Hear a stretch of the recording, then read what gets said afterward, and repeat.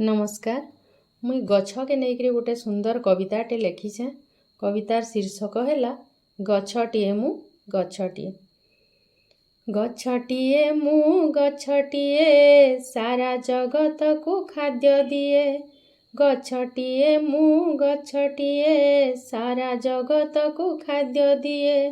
दिए मु पुणी अम्लजान मु अटे जगत जीवन। गछटिए मु गछटिए छोटरू पुणी बड़ हुए। बगीचारे रही शोभा पाए फूल फुटी पुणी हसुथाए। गछटिए मु गछटिए खरा वर्षा शीत सबु सहे।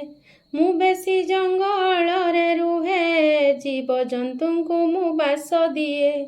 गछटिए मु गछटिए मनीष को बास देई थाए।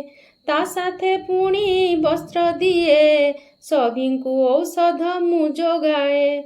गछटिए मु गछटिए मृत्तिका क्षय मु रोकी थाए। लोकंको जालेणी देई थाए मो पाई बरसा होई थाए। गछटिए मु गछटिए फूलटिए देई मन मोहे। फल होई मु खाद्य दिए शस्य देई आहार जोगाए। गछटिए मु गछटिए गछटिए मु गछटिए।